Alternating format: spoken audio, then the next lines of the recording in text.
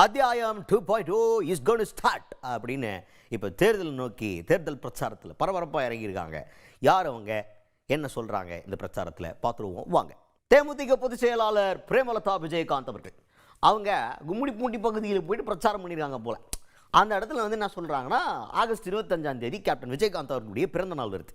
அந்த பிறந்தநாள் ரொம்ப சிறப்பான ஒரு விஷயமாக மாற்றணும், வறுமை ஒழிப்பு தினமாக மாற்றணும்னு சொல்லிட்டு அவர் இருக்கும்போது சொன்னார். அதை நினைவுபடுத்தியிருக்காங்க. நினைவுபடுத்தினது மட்டும் இல்லாமல் முக்கியமான ஒரு பாயிண்ட் அந்த இடத்துல ரெஜிஸ்டர் பண்ணியிருக்கிறாங்க. இப்போ கூட்டணி, யாரு கூட கூட்டணின்னு இன்னும் தெளிவாக இல்லை. அவங்க என்ன சொன்னாங்கன்னா, நாங்கள் சொல்லுவோம், நெருங்கி தேர்தல் நெருங்கி வரையில் சொல்கிறேன் அப்படின்ற மாதிரி சொல்லியிருந்தாங்க. இப்போ என்ன சொல்கிறாங்க அப்படின்னா, இப்போவுமே நம்ம இருக்கிற கூட்டணி ஜெயிக்கிறதுக்காக நீங்கள் வாக்களிங்க அப்படின்னு சொல்லிட்டு மக்கள்கிட்ட வாக்கு சேகரிக்க ஆரம்பிச்சிருக்கிறாங்க.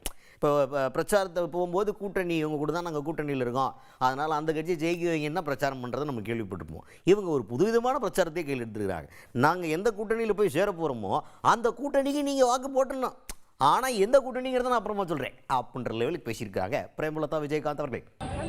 தேசிய முற்போக்கு திராவிட கழகம் எந்த கூட்டணியில் அமைகிறதோ அந்த கூட்டணியை மகத்தான கூட்டணியாக வெற்றி பெற செய்ய வேண்டும் என்று இந்த அனைவரையும் பார்த்து நான் இருகரம் கூப்பி கேட்டுக்கொள்கிறேன்.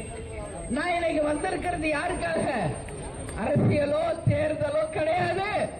தமிழ்நாட்டுக்காக, தமிழக மக்களுக்காக குரல் கொடுக்க, உங்களில் ஒருத்தியாக உங்களுக்காக நான் வந்திருக்கிறேன் என்பதை மட்டும் நல்லபடியாக நீங்க புரிஞ்சு கொள்ள வேண்டும். தேசிய முற்போக்கு திராவிட கழகம் கேப்டன் அவர்களுடைய பிறந்த நாள் இந்த மாதம் ஆகஸ்ட் 25ஆவது நாள். கேப்டன் கட்சி ஆரம்பிச்சப்போ என்ன சொல்லி ஆரம்பிச்சார்? தமிழ்நாட்டில் வறுமை ஒழிப்பு தினமாக இனிமேல் என்னுடைய பிறந்த நாள் இருக்க வேண்டும் என்று நம்ம தலைவர் அவர்கள் சொன்னார்.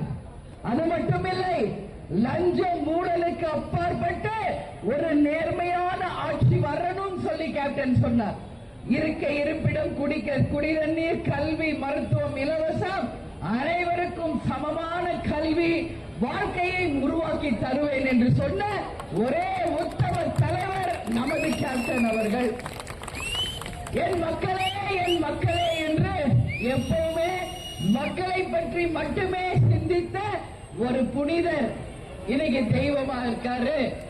என் மக்களை தங்க தட்டில் வைத்து பாராட்டுவேன் என்று சொன்ன ஒரு உத்தம தலைவர் நமது கேப்டன் அவர்கள்.